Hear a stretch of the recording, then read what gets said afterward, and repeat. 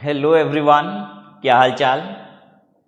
चलिए कंटिन्यू कीजिए AS28 and this is in fact the last class of AS28। कुछ practical problem जो बचे हैं वो करेंगे, उसके बाद MCQ करेंगे, राइट। आइए question number 2। X Limited is having a plant, that is an asset, carrying amount of which is 100 lakh on 31st March 20x1.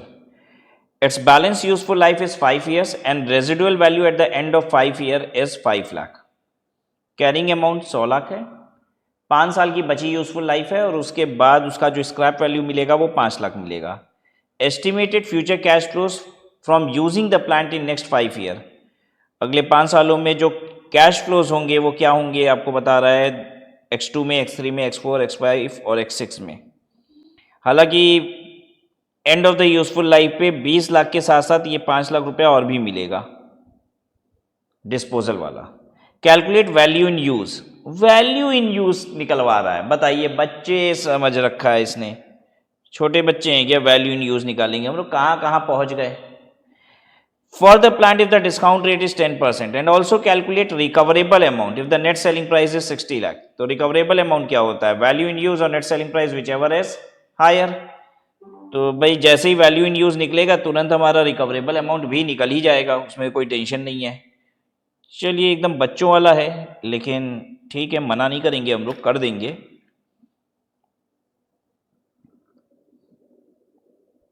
Answer 2, value in use. Value in use के लिए आप लिखेंगे year, cash flow, discount factor at the rate of 10% और present value X2, X3, X4, X5 और X6। Cash flow 50, 30, 30, 20 और यहाँ पे 20 + 5 10% पे, यानी 100/110। 100 divided by 110 is equal to 0.909। उसके बाद एक बार इंटू या 2 बार इंटू, जैसा आपके कैलकुलेटर को सूट करता है, और इज इक्वल टू 0.826, फिर इज इक्वल टू 0.751, 0.683, 0.621। 6209 आ रहा था तो हम 621 कर दिए हैं, ठीक है।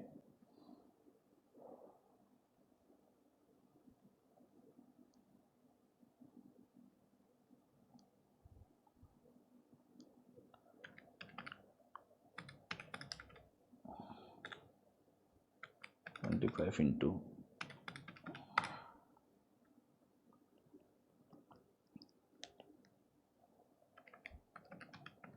45.45, 24.78, 22.53, 13.66 और 15.53,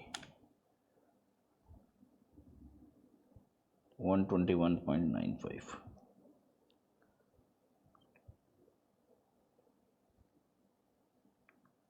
ठीक है, तो this is your value in use. तो हमसे 2 चीज़ें पूछ रहा था, वैल्यू इन यूज, और दूसरा क्या पूछ रहा था? Recoverable amount. रिकवरेबल अमाउंट के लिए बच्चों दो चीज़ आपको पता होनी चाहिए। एक तो वैल्यू इन यूज 121.95 और net selling price which was given in the question 60 lakh.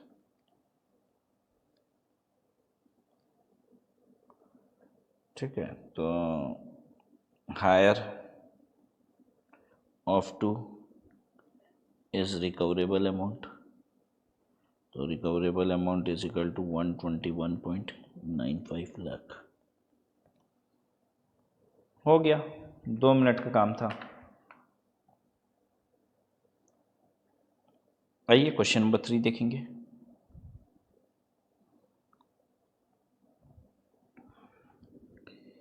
Question 3, G Limited acquired a machine on 1st April 20x0 for 7 crore that had an estimated useful life of 7 years। 7 crore की machine है, 7 साल की useful life है। Machine is depreciated on straight line basis and does not carry any residual value. अच्छा, कोई scrap value नहीं मिलेगा, तो यानी अगर एसएलएम बेसिस पे डेप्रिसिएशन की बात करें तो 1 साल का डेप्रिसिएशन 1 करोड़ रुपए का होगा on 1 April 20x4।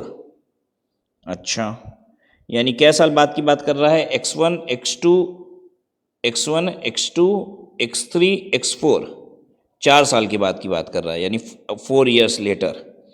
The carrying value of the machine is reassessed at 5.10 crore. Carrying value of the machine कह रहा है कि 5.1 करोड़ होगी, तो बेटा 4 साल बाद मशीन की वैल्यू, बुक वैल्यू कितनी हो जाएगी? 3 करोड़ हो जाएगी। हर साल का डेप्रिसिएशन 1 करोड़ है, 4 साल बाद डेप्रिसिएशन, 4 साल में डेप्रिसिएशन 4 करोड़ हो चुका होगा, तो book value of the machine 7 crore minus 4 crore कितना हो गई होगी? 3 करोड़। और carrying value of the machine 5.10 crore है, यानी कि 1 करोड़ 10 लाख रुपए का आपको इंक्रीज्ड वैल्यू दिखाई दे रहा है। एंड द सरप्लस है rising out of the revaluation being credited to revaluation reserve. अच्छा, ये 1 करोड़ 10 लाख रुपए रीवैल्यूएशन रिजर्व में डाल दिया गया होगा। बहुत सुंदर। नहीं, कितना? 2 करोड़ 10 लाख रुपया रीवैल्यूएशन रिजर्व में, क्योंकि कैरिंग अमाउंट हो गया होगा 7 करोड़ में से 4 करोड़ डेप्रिसिएशन गया, तो कैरिंग अमाउंट 3 करोड़ हो गया होगा, और 5 करोड़ 10 लाख रुपए इसकी रीवैल्यूएट वैल्यू है, यानी 2 करोड़ 10 लाख से रीवैल्यूएशन अपवर्ड कर दिया गया।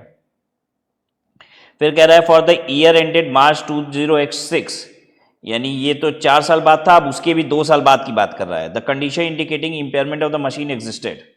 अब इंपेयरमेंट करने की जरूरत पड़ेगी। Amount recoverable ascertained to be 0.79 crore, 79 lakh मतलब 0.79 करोड़ अब रिकवरेबल वैल्यू हो गई। You are required to calculate loss on impairment and so how the loss would be treated in the books of G limited. अच्छा, लॉस कितना होगा ये बताओ, कैसे ट्रीट होगा? क्योंकि पहले रिवैल्यूएशन किया गया ना, तो कुछ रिवैल्यूएशन रिजर्व से जाएगा, इसलिए ट्रीटमेंट भी पूछ रहा है। G limited had followed the policy of writing down revaluation surplus by increase charge of depreciation resulting from revaluation.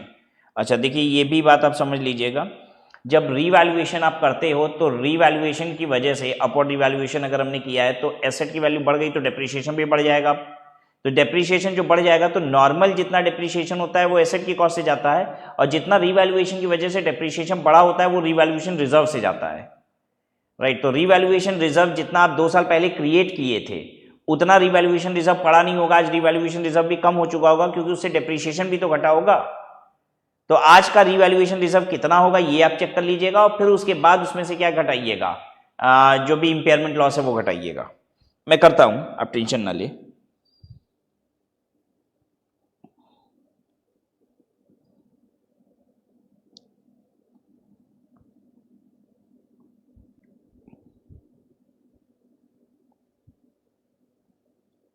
Answer 3,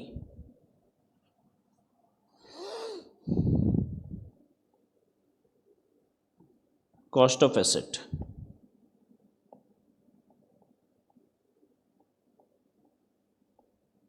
8420x0, 7 crore. ठीक है, डेप्रिसिएशन पर एनम 1 साल का डेप्रिसिएशन कितना होगा? 7 crore divided by 7 year equal to 1 crore. ठीक है, carrying amount of asset on 31/3/20x4,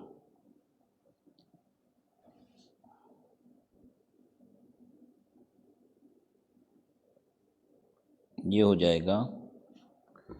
depreciation इसमें आ चुका होगा 4 साल का। एक तो डेप्रिसिएशन x1 x2 x3 और x4 का 1-1 करोड़ रुपए, 4 करोड़ का डेप्रिसिएशन हो चुका होगा।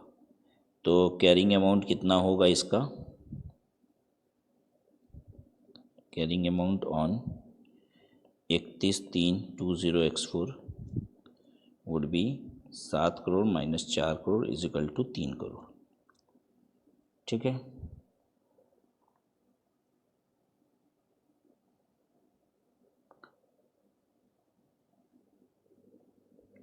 अब उस दिन बता रहा है रीअसेस्ड वैल्यू उसी के एक दिन बाद,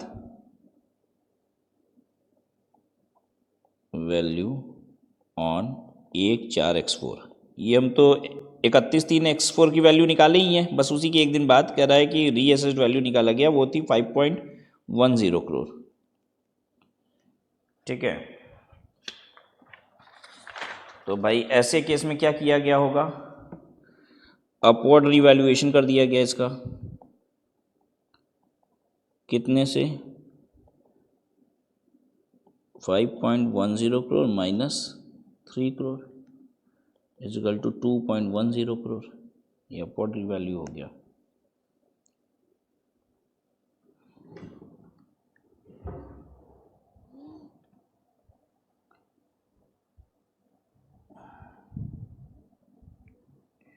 now revise depreciation per annum कितना हो जाएगा, revise depreciation per annum revaluation के बाद।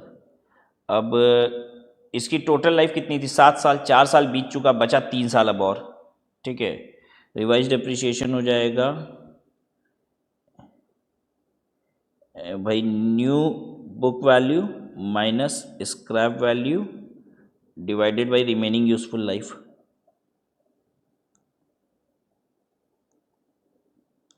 नई वाली बुक वैल्यू हो गई 5.10 करोड़, स्क्रैप वैल्यू अंडा, रिमेनिंग यूजफुल लाइफ 3, 1.70 करोड़। ठीक है, तो कैरिंग अमाउंट ऑन, अब 2 साल बाद की बात कर रहा है सीधे, 31/3/X6। ठीक है, कितना हो जाएगा कैरिंग अमाउंट इस दिन, 5.10 करोड़ की वैल्यू थी, 2 साल का डेप्रिसिएशन इसमें से घटा दीजिए, 3.40 करोड़, 1.70 करोड़, नहीं 5.1 माइनस 3.4, हाँ इतना ही आएगा, 1.7 करोड़। और इस दिन की रिकवरेबल वैल्यू क्या है,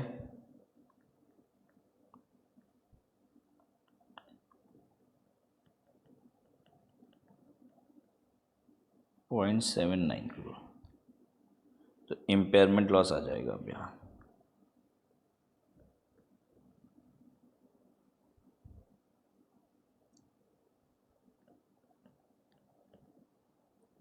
carrying amount minus recoverable 1.70 crore minus 0.79 crore, 0.91 crore. अब impairment loss shall be written off first towards revaluation reserve and then to PL. This impairment loss of 0.91 crore shall be first written off towards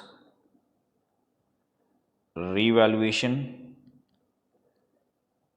reserve and then towards profit and loss account. Balance of revaluation reserve on 31/3/X6 कितना होगा, revaluation reserve create कितने का हुआ था, revaluation reserve कितने का create हुआ था, 2.10 करोड़। ठीक है, तो 2.10 crore minus 2.10 crore divided by 3 into 2, ये क्या है, ये क्या चीज़ हमने माइनस किया है बच्चों, ये डेप्रीशिएशन फॉर 2 ईयर। जब एसेट की वैल्यू 2 करोड़ 10 लाख रुपए से बढ़ गई तो 2 करोड़ 10 लाख रुपए से 3 साल में डेप्रीशिएशन भी बढ़ जाएगा। ऐसे समझिए, पहले मेरे एसेट की वैल्यू कितनी थी, मेरे एसेट की वैल्यू थी 3 करोड़ रुपए X4 में मेरे एसेट की वैल्यू 3 करोड़ रुपए थी ना, इसी को मैंने 5 करोड़ 10 लाख रुपए कर दिया था। तो अगर हम डेप्रीशिएशन 3 करोड़ पे चार्ज कर रहे होते रिमेनिंग 3 इयर्स ऑफ लाइफ पे, तो डेप्रीशिएशन कितना होता है, 1 करोड़। लेकिन डेप्रीशिएशन हो कितना गया, 1 करोड़ 70 लाख, यानी हर साल डिप्रिसिएशन 70 लाख से बढ़ रहा है, 2 साल में डिप्रिसिएशन कितना बढ़ गया, 1,40,00,000। तो ये जो हर साल डिप्रिसिएशन 70 लाख का बढ़ रहा है वो कहाँ से चार्ज हो रहा है, हर साल रीवैल्यूएशन रिजर्व से ही तो चार्ज हो रहा है। तो 2 साल में कितना चार्ज हो गया, 1,40,00,000 रुपए, 1,40,00,000 रुपए 2 साल में चार्ज हो गया, 1.40 करोड़। यही आ रहा है डिवाइडेड बाई 3 × 2। अरे 2,10,00,000 रुपए से एसेट की वैल्यू बढ़ी, तो इसका जो डिप्रिसिएशन है आने वाली लाइफ 3 साल, उसमें से 2 साल का डिप्रिसिएशन कितना, 1,40,00,000। तो जब भी, और बाकी डिप्रिसिएशन, जैसे डिप्रिसिएशन मेरा जो 1,70,00,000 का हर साल हो रहा है, उसमें से 1 करोड़ रुपए हम एसेट से चार्ज कर रहे हैं और 70 लाख रुपए हर साल रिवैल्यूएशन रिजर्व से चार्ज कर रहे हैं। क्योंकि अगर रिवैल्यूएशन आप नहीं किए होते, 5,10,00,000 वैल्यू होती नहीं, फिर तो 3 करोड़ होती, तो 3 करोड़ पे डिप्रिसिएशन 3 साल में कितना आता, हर साल का 1 करोड़ रुपए होता। जो जितना एसेट की वजह से डिप्रिसिएशन होता है वो एसेट से चार्ज होता है, और जितना रिवैल्यूएशन हो जाने की वजह से चार्ज होता है डिप्रिसिएशन, वो रिवैल्यूएशन रिजर्व से चार्ज होता है, वो पीएल से चार्ज नहीं होता। तो रिवैल्यूएशन रिजर्व का बैलेंस बचा ही कितना है, 0.70 करोड़, और मेरा इंपेयरमेंट लॉस कितना है, 0.91 करोड़। ठीक है, तो इंपेयरमेंट लॉस जो 0.91 करोड़ का है उसको चार्ज करिए, इंपेयरमेंट लॉस 0.91 करोड़, इसको चार्ज कीजिए रिवैल्यूएशन रिजर्व से, charged to revaluation reserve 0.70 crore, और फिर टू पीएल में कितना चार्ज हो जाएगा, 0.21 करोड़। ठीक है, यही क्वेश्चन आपसे पूछ भी रहा था कि भाई हमको ये भी बताओ कितना इंपेयरमेंट लॉस है, उसका ट्रीटमेंट क्या करोगे, तुम कैसे ट्रीट करोगे। तो हम ट्रीटमेंट भी बता दिए, एंट्री भी लिख के बता दीजिए, लीजिए ये रिवैल्यूएशन रिजर्व डेबिट,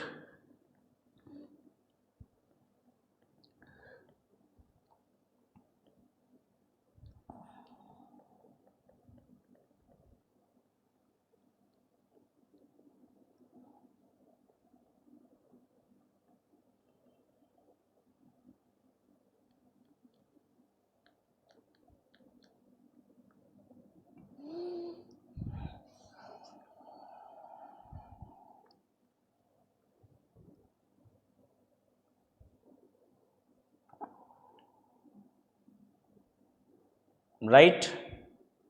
चलिए आइए अगला क्वेश्चन देखिए।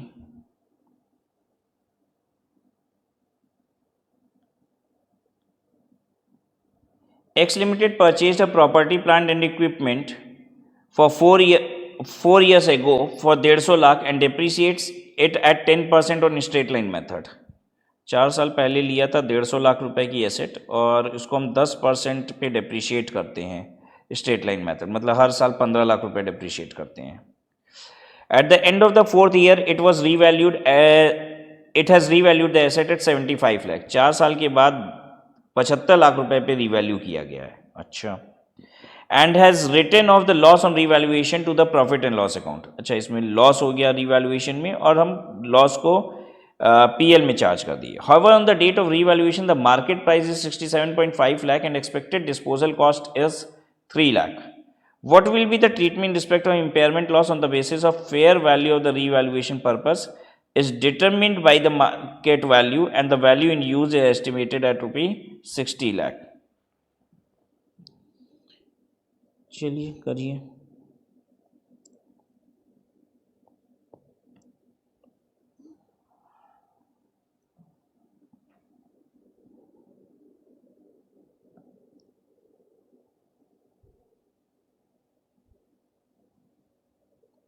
देखिए रीवैल्यूएशन का लॉस हुआ है, तो जो भी इम्पेयरमेंट में अब लॉस आएगा उससे तो अब आपको मतलब नहीं है, रीवैल्यूएशन रिजर्व तो क्रिएट हुआ नहीं है। ठीक है, रीवैल्यूएशन में भी लॉस ही था, तो इम्पेयरमेंट लॉस का जो ट्रीटमेंट होगा उसका क्या करेंगे आप, पूरा का पूरा पीएल में चार्ज होगा। तो बस आप इम्पेयरमेंट पे फोकस कीजिए। एसेट को हम रीवैल्यू किए थे 75 लाख रुपए पे, तो ये इसकी कैरिंग अमाउंट चल रही थी। ठीक है, और ये कैरिंग अमाउंट चल रही थी। नेट सेलिंग प्राइस क्या है इसकी, नेट सेलिंग प्राइस है 67.5 lakh minus cost of disposal. और वैल्यू इन यूज 60 लाख रुपए है। क्वेश्चन को लिखिए, कैरिंग अमाउंट 75 लाख। भाई रीवैल्यू करने के बाद 75 लाख रुपए वैल्यू थी। क्वेश्चन ऐसे स्टार्ट हुआ, कहा 150 लाख की मशीन थी, 10% हर साल डेप्रिसिएशन चार्ज करते हैं, फिर 4 साल के बाद हमने एसेट को रीवैल्यू कर दिया 75 लाख पे, तो भाई 75 लाख कैरिंग अमाउंट हो गई। हालांकि मैं आपको बताऊं तो 4 साल बाद बुक वैल्यू जो थी वो उसकी कितनी थी, 75, हर साल 15 लाख का डिप्रिसिएशन चार्ज कर रहा था, तो 4 साल में 60 लाख रुपए का डिप्रिसिएशन चार्ज हुआ था, तो एसेट 90 लाख रुपए की हो गई थी। बट उसको हमने वापस से रीवैल्यू कर दिया एट 75 लाख। हम आपको ऐसे करके दिखा दें, देखो आपको भी नहीं लगना चाहिए कि सर शॉर्टकट ना ले ले, वाला की शॉर्टकट नहीं ले रहे थे, एग्जाम में भी वैसे ही करना है आपको। जब बता दिया रीवैल्यू होके 75 लाख हो गई तो वही कैरिंग अमाउंट है आज। Cost of the asset 150 lakh, ठीक है। डेप्रीशिएशन पर एनम 10% हम करते हैं, 150 लाख का 10% 15 लाख, ठीक है। बुक वैल्यू आफ्टर 4 ईयर, 4 साल बाद बुक वैल्यू कितनी होगी, 150 लाख में से माइनस कीजिए 15 लाख इंटू 4, ठीक है। 60 लाख रुपया माइनस करेंगे तो 90 लाख रुपया आएगा, ठीक है। रीवैल्यूड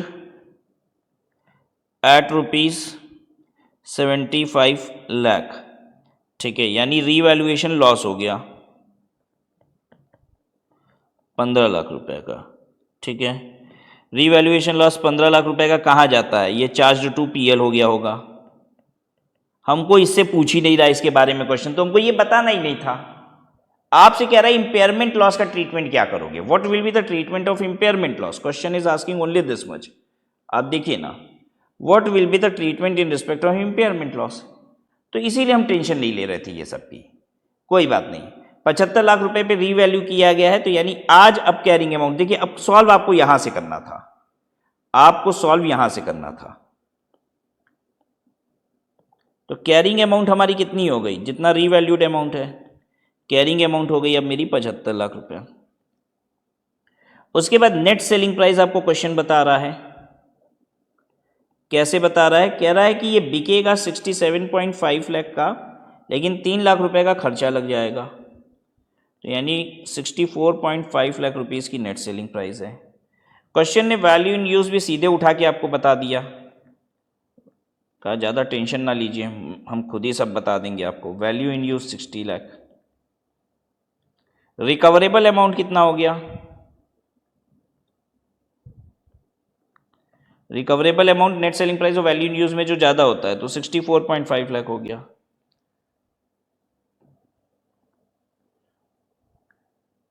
इंपेयरमेंट लॉस कितना हो गया,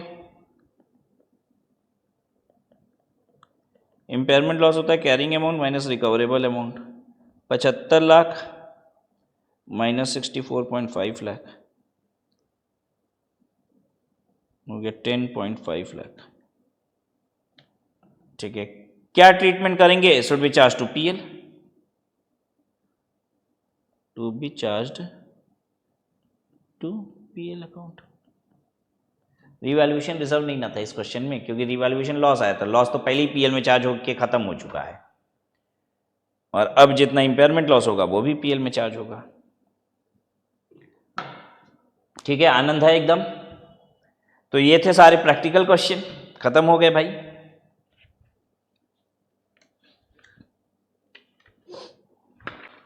चलिए अब हम लोग देखने जा रहे हैं एमसीक्यूज।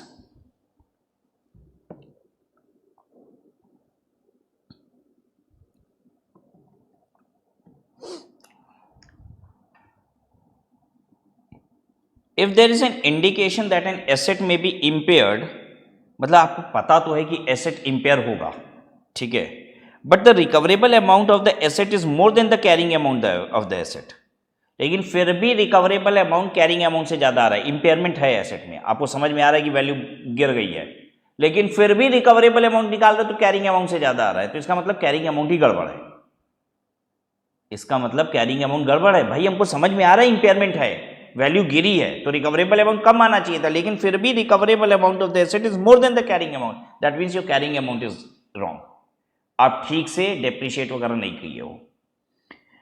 तो कहता है द फॉलोइंग आर ट्रू, क्या ट्रू है इसमें बताइए। No further action is required, the company can continue the asset in the books at the book value itself. कह रहा है कुछ करने की जरूरत नहीं है। बेटा कुछ करने की जरूरत नहीं थी, अगर रिकवरेबल अमाउंट कैरिंग अमाउंट से ज़्यादा है बस इतना बोलता है, लेकिन कह रहा है देयर इज एन इंडिकेशन। बेटा आप ये देखिए ना, there is an indication that the asset may be impaired. आपको हिंट मिल रहा है कि एसेट इम्पेयर होगी, फिजिकल डैमेज हुआ है बॉडी का। कह रहा है या तो कुछ ना कुछ चीजें ऐसी हुई हैं, या तो देखिए फिर क्या गड़बड़ आ रहा है आपका उसके बाद भी। इसका मतलब है कि आपकी बुक वैल्यू भी बहुत ज्यादा चल रही है। ठीक है, रिकवरेबल अमाउंट अभी भी ज्यादा आ जा रहा है कैरिंग अमाउंट से, तो कैरिंग अमाउंट आपकी ठीक नहीं है, आप इसको इंप्रूव करिए।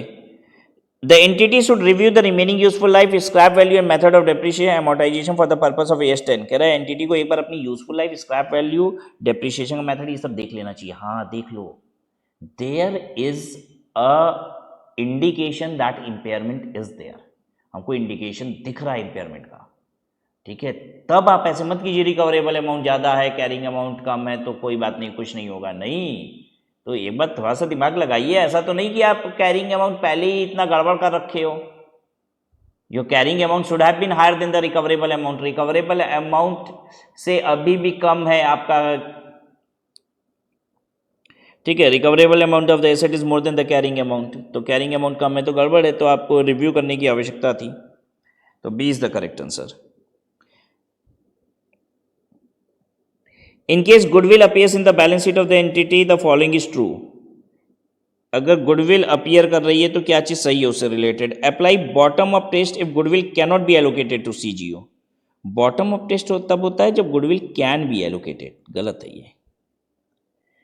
Apply top down test if goodwill can not be allocated to CGO, नहीं, जब goodwill can not be allocated तो बॉटम अप और टॉप डाउन दोनों करना पड़ता है, ये भी गलत है, बोथ करना पड़ता है, बोथ होता है, ये बात गलत है यहाँ। Apply both bottom up test and top down test if goodwill can not be allocated to CGO, ये वाली बात सही है। लास्ट में लग रहा है कि बॉटम अप या टॉप डाउन में से कोई भी एक लगा लो अगर goodwill can not be allocated, नहीं दोनों लगाना पड़ता है, आपने देखा है। In case of corporate asset in the balance sheet of an entity following is true. Corporate asset और गुडविल का एकदम बिल्कुल एक ही कहानी होता है। ठीक है, सेम आंसर यहां भी दे रहा है, कह रहा है बॉटम अप टेस्ट लगा लीजिए, can not be allocated. Can not be allocated में टॉप डाउन अप्रोच लगता है उसके साथ साथ। ये एलोकेटेड में बॉटम अप लगता है, तो ये गलत कर रहा है, कैन नॉट बी एलोकेटेड में बोल रहा है तो गलत है। टॉप डाउन टेस्ट कह रहा है कि लगाइए, कैन नॉट बी एलोकेटेड में नहीं, कैन नॉट बी एलोकेटेड में दोनों लगेगा, तो C is the correct answer. In case of reversal of impairment loss, which statement is true? Goodwill written off can never be reversed. भाई बात तो सही है, लेकिन कुछ कंडीशन मीट होने पे हो जाता है। वो कौन सी कंडीशन होती है कि एक्सटर्नल कंडीशन थी कोई, ठीक है, एक्सेप्शनल एक्सटर्नल कंडीशन थी, एक्सेप्शनल टाइप की कोई एक्सटर्नल कंडीशन की वजह से इम्पेयर हुआ है तो गुडविल, तो आप रिवर्स कर सकते हैं। तो ये C is the correct answer. Goodwill written off can be reverse only if certain conditions are met. और वही है एक्सेप्शनल एक्सटर्नल इवेंट हुआ था, मतलब इवेंट एक तो कंपनी का नहीं था, बाहरी कोई इवेंट था और एक्सेप्शनली हुआ था, उसकी तो ये कंडीशन अगर मीट होती है तो गुडविल अगर आपने इम्पेयर किया है तो आप रिवर्स कर सकते हैं। तो ये था हमारा चैप्टर AS 28 एंड आपने हैप्पीली इसको कंप्लीट कर लिया है, राइट। Will stop here.